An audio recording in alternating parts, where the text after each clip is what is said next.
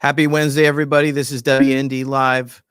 I'm your host, Josh Termone, coming to you. I wish we had better news, but things keep getting weirder and frankly, more disturbing around the details of the attempted assassination of President Trump.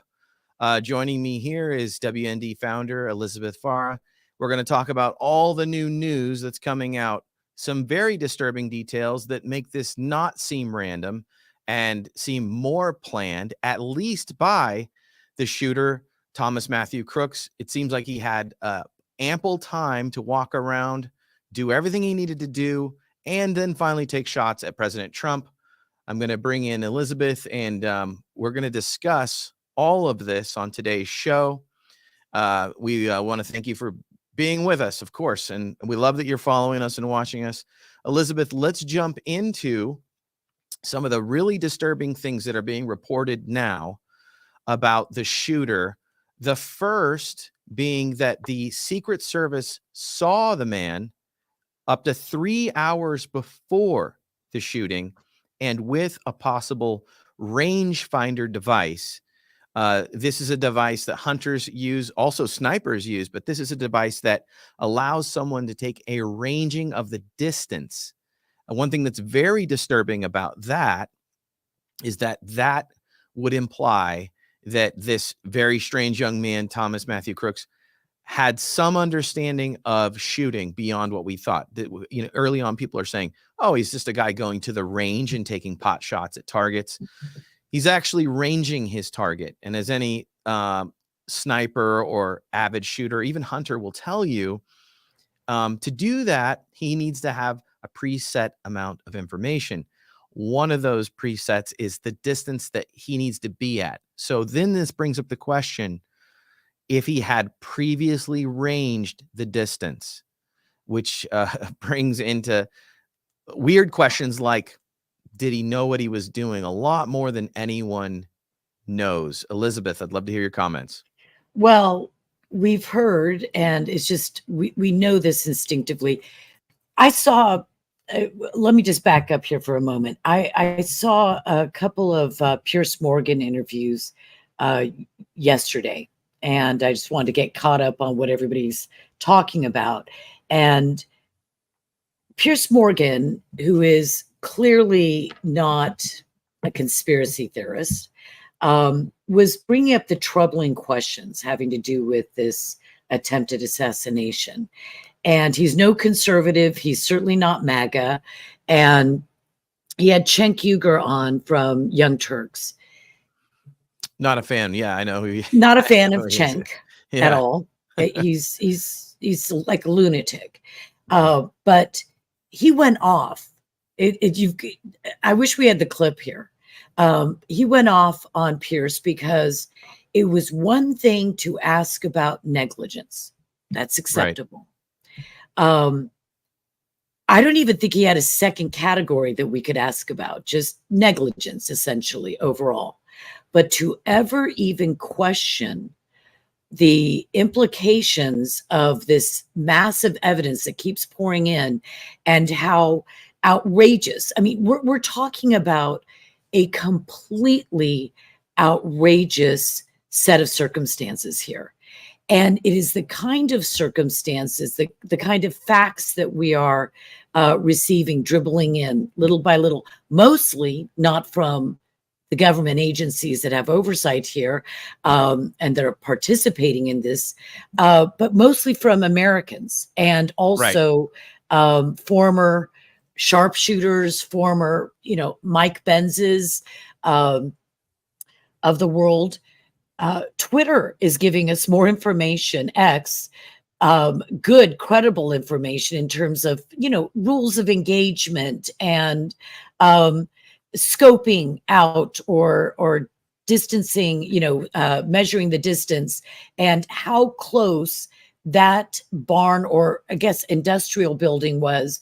And that's like a no-brainer shot. I mean, you do not have to be a great shot. You do not have to have years of experience. It is that close. The perimeters, all of these are just facts that we're talking about. Average Joe, anyone can use their common sense, their ability to reason from A to B to C, to see that there is a massive, massive problem here that goes beyond mere negligence.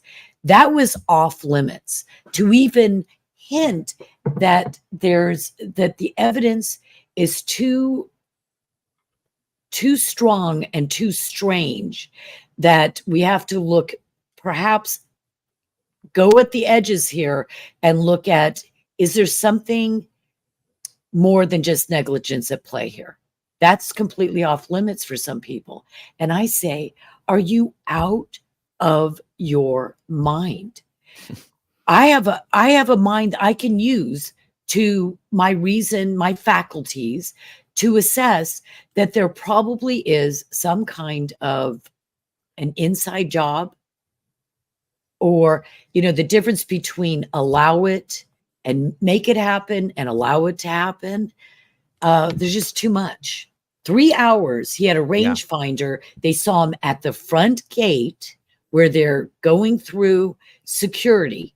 And they saw him from the front gate in that area, and they saw him using a rangefinder 3 hours before. Right. We're also reporting a story. This is actually coming from the Daily Mail. The Daily Mail is reporting that Thomas Crook's parents called the cops on the day of the Trump rally, warning them. We don't know the details of the call yet. So this is the parents. They know something. They're calling the cops ahead of time to say, we don't know where our son is, and we're worried about him. This alone, now this is not unheard of for shooter stories, right? Like stories of people shooting, like they're going to go to their school. Sometimes the parents are aware, sometimes or grandparents. Right. But in this case, we're hearing this is from the Daily Mail, that the parents did call the cops. And so again, the evidence begins to stack up. Another story here we're going to show is a story from the New York Post. Chilling photo of would-be sniper Matthew Crooks is taken by a sniper. This story is really strange because when this first happened, there was. Can you scroll up a little bit? Yeah. When this first happened, there was this photo of Matthew Crooks. I'm going to show that here in just a moment. But it was a strange angle. It's behind him and above. And we kind of quickly made the connection that, hey, he's got the same T-shirt on, and the infamous Demolition Ranch T-shirt. He had that same T-shirt on in the photo. And then when we saw the photo of him on the roof crawling, and then later him shot in the head, it's the same T-shirt. That's how we made the connection, that it's the same person. And there's like this over the shoulder shot. I'll show that now of Matthew Crooks. So we can see the photo. It's very strange. It's above and behind. And now the New York Post is saying that this is taken from a sniper. No. Yes. We've seen that. So to put this in context, this photo has been around since day of. Yeah, this came out, I think, within an hour of the shooting. There was a kind of that fog of war moment where there was a bearded gentleman was mistakenly put up. And then this photo kind of came out around the same time that we saw the shot of him, being the body dead and shot. And I didn't think at the time, this is a really weird angle, right? This is pretty high above. And well, what's he looking at? I think we can bet that he's most likely looking towards the presentation. He's got the shirt on here. You can see the shirt, the infamous Wait shirt. a minute. So for me, just to give my impressions, I mean, you can keep that up.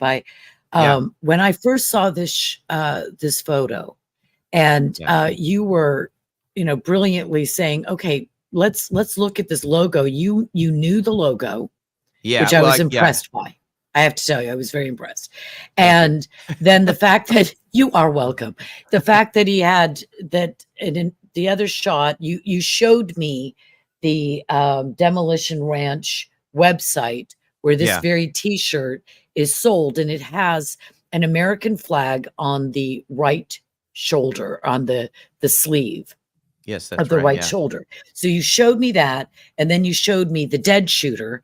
And even though, because it's from a different angle, it was such a different type of a photo that you wouldn't necessarily put the two and two together. And that's how you came out with, this is definitely the shooter.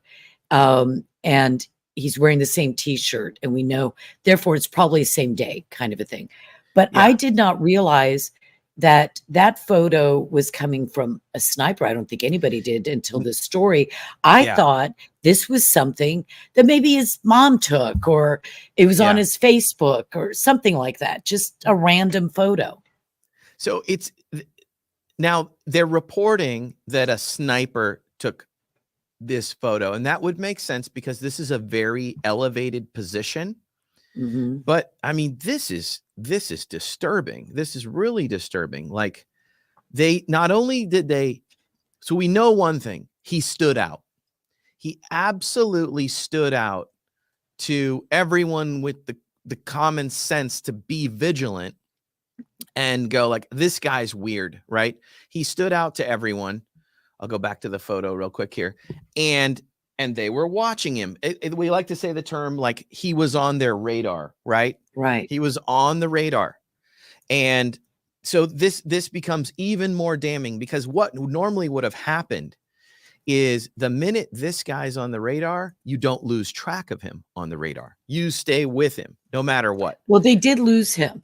They They saw absolutely him lost him. Yeah. at the front Yeah. area, the gate area, and they made note of him. I think they called in to, I don't know, the circuit of listening devices or communications devices, I'm not sure. And then they lost him, and they were on the search for him. So, yeah. So we have another clip here that we're going to show. And Can I ask a yeah, question about this, that photo above and behind? yeah, It seems it's a strange photo to me. The reason I say that is very elevated above him. I mean, yeah. if you think about it, you could be standing, in a sense, right above him shooting down, which would give you a very high angle of elevation above the subject. But I mean, how high would one have to be behind him to take this photo? And the material that he's leaning on, this is more, when I first saw this, I thought of it, and this was days ago, that this was sort of a concrete. I have a lot of hard surface around my outside of my property, which is almost 6 acres. And it looks like concrete that has been rained on and then grown, the mossy algae that I'm constantly power washing. Right. That's my context of life. And I thought, hey, they need to power wash. No. But do you think that this could possibly be the roof? An edge of So I'll pull up here the map. I'll tell you what, this is pure speculation. So let me yeah, we are pull our friend off speculating. here. This is just pure speculation. So when we look at the map here, so can you see my cursor moving here? Yes, I can. So in this shot, we know that the stage was in and around here where I'm circling. Mhm. But my first thought, again, pure speculation, everyone. My first thought was that he would be in here. This is, this could be one of those concrete walls. They have that look. They've been worn by weather. He would be looking to the left. And then, what's behind him? It could be that I started thinking about the elevated positions. This is the water tower. That was the other crazy point. Yeah. The elevated water tower. Yeah. To shoot him from the water tower for this photo, he would need to be somewhere. He could possibly be over here. I mean, I can't tell what it is. Pure speculation, but Yeah. it is I'm not. highly elevated. There's nothing else in this shot that is as elevated as this water tower. So that was my first thought. By the way, there would absolutely be a sniper on that water tower. But didn't Mike Benz point out, or is it talk about the water tower, and did they had no one there? I've heard that, but we haven't confirmed it. So, that's kind of the state we're in with a lot of this stuff. We can't confirm what's going on. It's trickling out, which is like super frustrating Deliberate. for everyone. Yeah. Yeah. It's At this deliberate point, because a lot of this stuff that we're hearing now has been in the after action report. Let's put it that way. Immediately, there were a bunch of agents and officers in a room putting together talking about what they knew, when they knew it, and producing a report. And so this information that we're getting little by little has been known. And so, yeah. yeah. So in this next video, I'll show, can you see it there?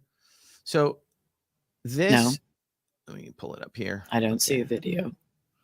I'll share it too. So in this video, it is claimed, again, it's not officially confirmed, that this is a video. We'll play it here and then we'll discuss it. That in the background of this video is the shooter. So, and he's walking around. The video says 1 hour before. You can see him. The video zooms, but he's back there walking around. I'll pull in a still image here so we can actually see what that. So he would basically be this person here in the circle. So they are claiming that is the shooter. Can I ask you a question? Yeah. Who is they? So this claim is actually coming from, let me close it real quick here. So this is coming from, this is a Twitter thing now, right? So this is being claimed by a Twitter account, but Mario Nafal, who has a giant following on Twitter, is showing it. So again, not confirmed. We're having to do the investigation. Yeah, we're doing independent.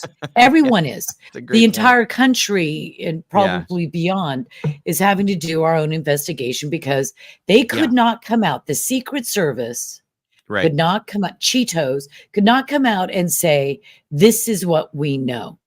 And I don't know what the strategy and the motivation for that is. Protecting oneself, the agency, cover your tiny. If they had come out, which they should, because the tactical mistake that they're making there is they're letting us do all the work, and we're going to keep working.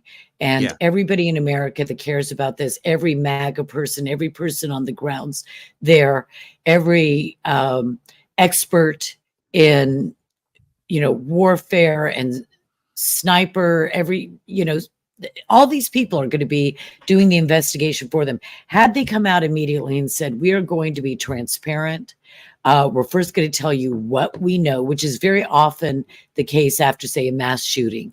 The sheriff will come out and give a bullet point list of everything they do know, down to boring minutia, because it's important for people to feel as if the authorities in charge are being transparent and that, we can handle the details. You're not going to overwhelm us. We want to know more. We're hungry. And they're setting themselves up to look as if they are hiding things. And so this video that you just showed and the photo beforehand, we don't know where that photo was taken, who took it for sure. We don't know if that was crimes in the video, but they could dispel any questions that we have very quickly. But we have to do it ourselves. So it's legitimate, don't you think? I do. The one thing that I'm watching closely, and I'm gonna channel my inner Alex Jones here at this point. Huge big fan, Alex, is when we look back at things like the most famous assassination is the John F. Kennedy assassination. Lee Harvey Oswald was thought to be kind of a rogue assassin, but there is documentation that he also went to a communist training camp.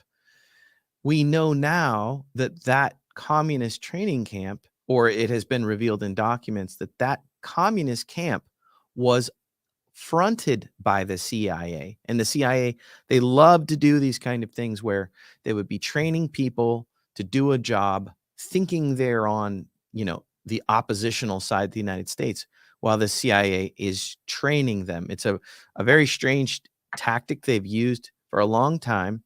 They even, there's reports that the CIA was involved with Osama bin Laden in the early days. This isn't a problem with the agency, but it makes you think let's say that a guy like Thomas Matthew Crooks, he's training. We need to know, was someone else helping him train? What did he think he was training for? He clearly was motivated to shoot at the president or Donald Trump.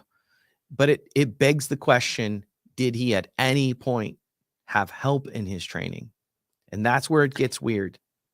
That reminds me of a little research I did to refresh my memory months ago about Sirhan Sirhan, who is still in prison for the assassination of Robert F. Kennedy. Right. And there were, is it speculation? There are reports, testimonies that, firstly, he wasn't the only shooter. There was somebody else in that kitchen in the restaurant where Robert F. Kennedy gave his speech, and he took a shortcut in a sense. He did not wait for security. It's just a great tragedy. But Sirhan Sirhan followed him into the kitchen. It was very, very crowded. And he shot multiple times at RFK. And they claim now that he missed and the guy behind RFK actually took the kill shot. I don't go so deep that I want to read 12 books about this, subject and every speculation. It's just not my thing. But yeah. The point I'm trying to make is this, that there's evidence that he was also recruited. He already had the mindset to do it. RFK was like a hero to so many Americans. And then Right. RFK was going to support Israel, sending them fighter jets. And Sirhan Sirhan was an Arab Palestinian that moved to America when I think he was about 15. Fact check that. Anyway, and the moment that RFK made that statement, that one political statement in support of our great ally, Israel, Sirhan said, well, he has to die. But there is evidence that there was collusion, that he may have been incited. He may have been on what the equivalent in those days of like a message board, made himself somewhat aware to the CIA or any other kind of covert agency, and then could have been more heavily trained or directed or pushed. Maybe I'll do a little more research about that and give you, more firm details. But you're right, CIA. And you know what bothers me about this whole story of the CIA and Lee Harvey Oswald? This is not America, but this is how foreigners often see America. They see America and Americans, lump that together, and then the actions, and I'd say often the illegal, corrupt actions of these secretive agencies then besmirch our reputation, bring us into condemnation, opprobrium of the world, rightly so. And I don't think that these agencies should be doing things like this. Obviously not assassinating our own presidents and presidential candidates, but I do believe that even on a wider scale, that they have used assassination and overthrowing governments. And I think they need to be reined in. And I think that the Trump administration in the first week should get that ball rolling. No, I'm totally with you, and I agree. So this would kind of take us to our segue about, so, we've talked about the shooter and his malicious intent, but there's the ball dropping, the absolute failure of the Secret Service that needs to be addressed, and we continue to address it. So we have some new information on that, and the ridiculous excuses being made.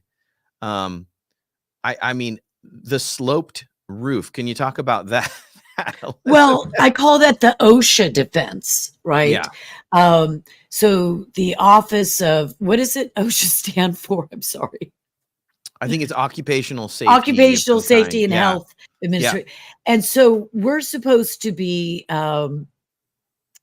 actually believe that men and women who are supposed to be vowing to put their life on the line to take a bullet for the president of the United States or whoever their principal is, that the danger of a slightly sloped roof is what prevented.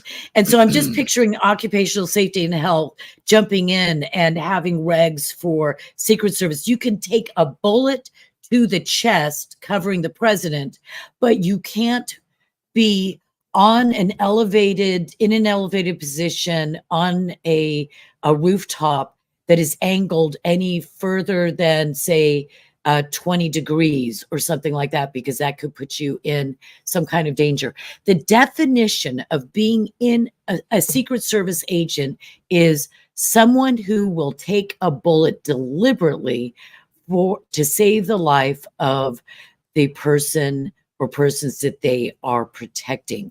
A police officer doesn't have that same kind of an oath. He is there to protect and to serve, but a police officer on the street is not required to throw himself bodily in front of every American, for instance, who would be possibly being attacked or shot at. You don't have to throw yourself in front of them. Now, that's a hero, sure, but that's not part of the rules of the game. But Secret Service, correct me if I'm wrong, that is part of the rule of the game. Yeah, absolutely. Right. So if they're willing to sacrifice their life intentionally, if they fall off a roof and break their leg, we have to protect them from that. That's so absurd. And this is just like the withholding of information to the American public. It is a tactical error to be throwing out these kind of bizarre explanations. Like, who wrote that? Who wrote that talking point? Of course, X has gone crazy with mocking that. We have the comparison image of the sniper, the grade on the sniper's roof. Too slopey, not too slopey. I mean, I've been on roofs much more slopey than either one of those. As a kid, I used to go out and sit out at night. There was a roof underneath my window with little white frilly curtains when I was a little girl. And we'd go sit there, and kids from all over our neighborhood would get on the too slopey roof and sit there and talk, and probably some smoked cigarettes or something. But and then of course our friend Mike Benz retweeting Robbie Starbuck with this elite cow on a roof doing just fine. Black ops. They're dressed in. Of course, OSHA was not available to stop the animal from going on the roof. I believe the farmer, the rancher, Yeah. has been cited. I mean, fined, that they've Yeah. received a citation. This is just, the mockery is what they deserve for this kind of, for this kind of nonsense. Do you have the picture of the Cheeto thing? I think Elon Musk is the one that did that. It's on one of our stories at WD. I can look. Oh yeah, the Cheeto in the gate. The We Cheeto do in the have gate. though Oh, through come on. all of this. Yeah, I'll pull Is that it? up. Okay, pull up the Cheeto. Through all of this though, the Secret Service is working on a new logo for their branch, and we can see it's going to be inspired something a lot along like these lines. As you can see the image up here, and that some kind of crest. They're going to work to make some kind of crest that that will show that. Actually, I just searched on X, and there's a lot of people making the connection between OSHA and the Secret Service. Yeah, because this is patently ridiculous. This department has worked 8 days without a recordable accident. The best previous record was 4,946 days. Do you part to help? Okay, forget that. Forget it. Let's see here. I'll pull up Elon's image. I see if I can. Oh, here we go. So I want to share this. Okay, one moment. Oh, Elon. Here we go. This one's hysterical. There's the Cheeto protection. So Elon here saying visual approximation of the Secret Service director Cheetos foolproof assassination protection strategy. And Cheetos is made by PepsiCo, right? Where she was she was the CEO before there. she went to yeah, this one is really great. Here, I'll just forward it to you. It's hysterical. So this is where we are, guys. What's happening now? The other big thing that's going on is at the RNC convention. We're starting to see some superstars forming. We're seeing, obviously, Trump has now. He seems like the undefeatable hero of the Republican Party. We're seeing that J.D. Vance is ascendant as he becomes the vice president. I cannot wait for his speech tonight.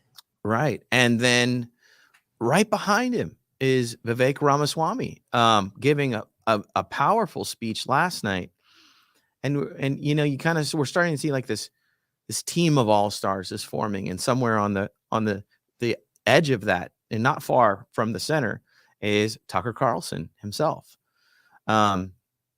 This is an amazing moment because I can remember distinctly complaining, like, where are our stars? And there's a whole bunch of great folks below them. Congressman Chip Roy comes to mind, but we're starting to see it. Senator Josh Hawley. We're starting to see our party come forward, start to have strong principles. In some places, we wish they were stronger, but and this is all everyone aligning to win the election, because everyone understands that this is, to use an overly used word by the left, existential, just meaning, hey, the life we know may not exist if we don't do something about this. And I think everybody feels that way. Our crazy shooter, Matthew Crooks, Thomas Matthew Crooks, obviously felt this way. And then now the warning becomes, or the concern becomes, who else feels this way on either side? So that's something to pray for. That prayer is a tremendous part of how we have to move forward. But I know that we've been praying. So when I say that, that's not like, oh, all of you who have not been praying. We have been. Everybody is praying. And I just believe that we are seeing a confluence of events, but it's actually on a timeline. It goes back perhaps even decades, before the media, the establishment media or the legacy media was challenged, there was they had a complete they had an ability to say whatever was in their agenda and to go unchallenged. And back in 1997, when things started to change with the internet, I mean, think about it before. In the old days, I used to get newsletters from Phyllis Schlafly or intelligence reports. And once a month in the mail, in an envelope, we'd pull out our new, sort of intelligence reports of what's happening around the country, where everyone was fighting the good fight, updates and alerts, to be doing things. And now it's instantly available, of course, because of social media. But going back to 1997 with the foundation of WorldNetDaily and the beginning of the alternative media. So all of these years, they've been playing, they're kind of being on their back foot. They were trying to stop the onslaught. They had no idea in 1997 where we would be in 2024. They had no idea. We didn't have any idea. We just knew it was a really good thing. And we said the playing field was leveled. That was my little speech. Look, the playing field is leveled. You do not have to buy $2 million printing presses and hire a fleet of vans to be delivering newspapers. Anybody who's a journalist, and of course we didn't know about blogging, we didn't know about social media, but any journalist can start a news organization. And my husband, was a veteran journalist, and we put together a team of veterans and professionals and changed America because of it. And then so many have come and are doing the good work behind us, behind our lead. But now the media is faced with, and the Democrats, sort of a tsunami that they cannot protect themselves against. There's the Atlantic article that referenced an extinction level event a few months back, where they just basically took down how this is all happening, where thousands upon thousands of journalists working for the establishment legacy media are being laid off in some of the biggest news organizations in this country, that once in a nation that had sometimes a half a dozen newspapers in a city, now the one that is left is struggling to remain afloat. And this kind of chaos, it's really not chaos. It's really the dismantling of the media, not just the media elite, but sort of the how we talk about the deep state and this blob. It's the media blob in and of itself that was completely controlled, and there was no brooking any kind of dissent. That is being dismantled, and the floodgates are opening. I keep using water, tsunamis, hurricanes, floodgates. And we're at a point where now in America, we can see Donald J. Trump, compared to just a few years ago when he first ran, who is now really mainstreamed in the Republican Party. There isn't any, there isn't the infighting.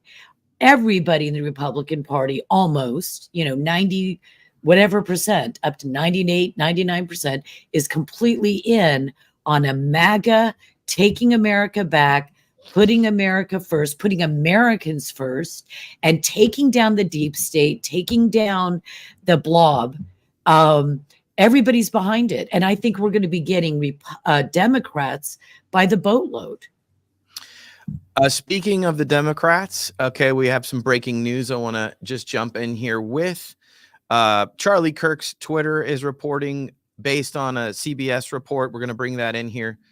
One thing that's happened is with the shooting of Trump, the news cycle right before that was all about getting Biden out of office because of his poor performance at the debate. And that kind of went silent as the Trump news just inundated the cycle. But the Democrats still have the problem of Biden. And we have this story we're going to bring in here. This is they're right back at it. They're not going to give up. And in fact, they've been able to have Biden even kind of admit. So here I'll zoom in on it for us. It's Charlie Kirk is saying, breaking, Joe Biden says in a new interview with BET that he would reevaluate staying in the race if he was diagnosed with a medical condition by doctors. That's a big if, and I would guess that is imminent. He says, is the coup moving into a final stage? And I'll play this clip. Earlier, the president sat down with journalist Ed Gordon for an interview with BET News. Gordon asked the president if there is anything, including family members, that would make him reevaluate staying in the race. If I had some medical condition that emerged, if the doctors came to me and said, you got this problem, that problem. But I made a serious mistake in the whole debate. And look, when I originally ran, you may remember it, I said I was going to be a transitional candidate. And I thought that I'd be able to move from this, just pass it on to someone else.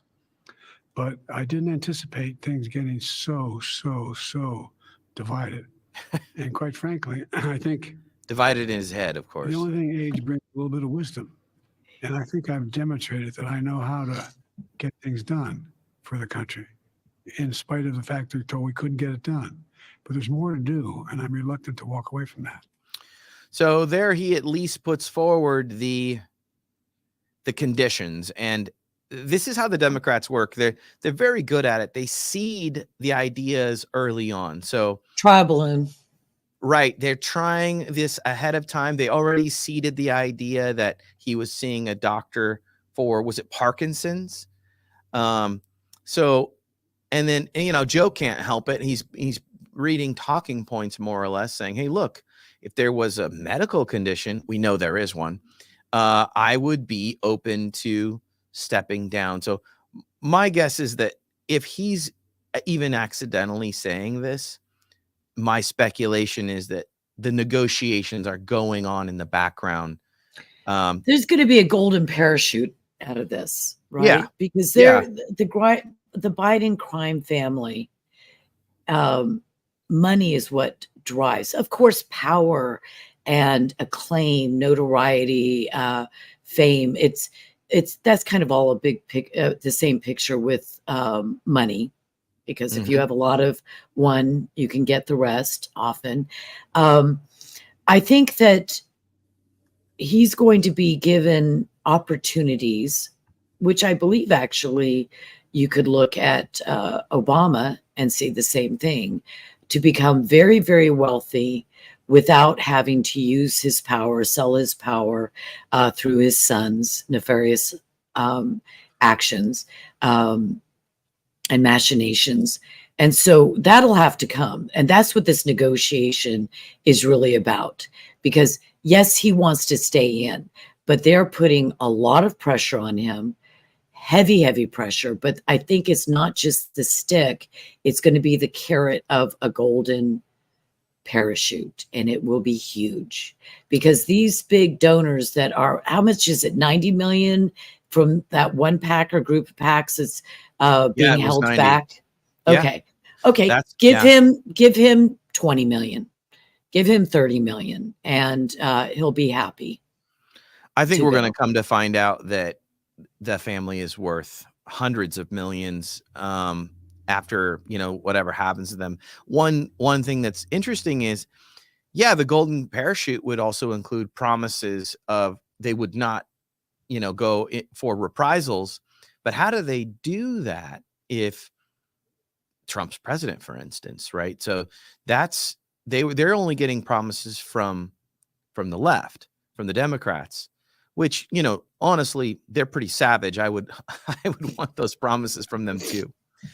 Well, that's a good point that you're bringing, though, because if Biden leaves office and a Kamala or some other Democrat doesn't take office, then how does Biden get pardoned for any criminal activity, Right. which has, been going on since he began running for office and before. How do those pardons come down? With Donald Trump, I don't see Donald Trump pardoning Joe. I don't as well. Yeah, I don't think I so. would not pardon him. I wouldn't. I don't think that that's taking the high road to pardon someone who has sold out his country for mammon. I Right. don't see that as the high road. I say that it's the expedient road or the low road or the shortcut or, no, I just don't see it. So, and I hope that is what we find. Absolutely. Well, folks, we're going to sign off for the day. We'll be back tomorrow. We'll be back Friday. And Friday, we're going to have a ton of stuff to recap at the RNC. We'll have Trump's speech. We'll have all the best clips of the RNC. It's exciting times, and we're really pleased that you're watching with us here.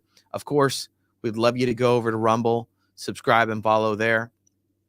And X is huge. We noticed we had a great episode with Mike Benz yesterday. We should have shown a clip of that. So if you are a fan of what we're doing, please go over to our YouTube or our Facebook to watch yesterday's episode with Mike Benz. Always a master class of the deep state and the cyber machinations that take place. But the episode was great, and our channels are absolutely being throttled, and that has a lot to do with especially Facebook Facebook and YouTube. Especially in YouTube. So we'd love you to watch what we're doing on X. We're actually banned on X from going live, so that will be resolved hopefully shortly. We will still put this episode up later on X, but we think that X is the place. I will post it on mine, Elizabeth Farah, at Elizabeth Farah on X. Facebook is throttling us like you have no idea. We used to get tons of traffic years ago we had 900,000 subscribers, I believe, at one point. Yeah. And it was growing and growing and growing.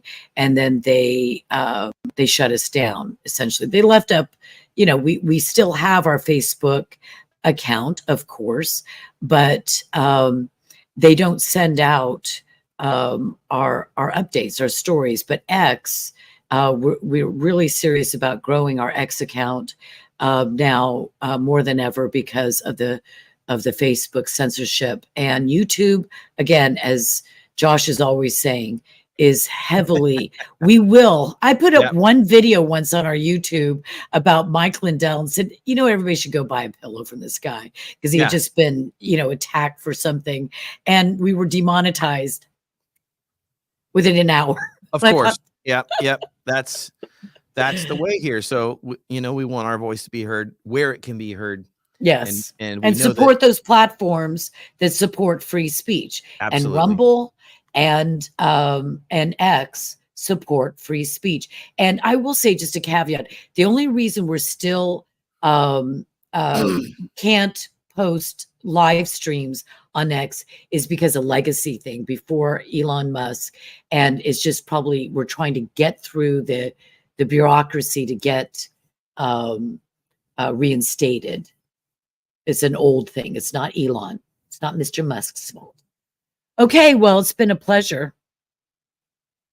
Josh, you are muted, just so you know. I muted. Thank you, everybody, for watching with us. Thank you, Elizabeth, for being on the show today. We will see you Friday. And thank you, Josh. Bye-bye. Thanks. All right, see ya.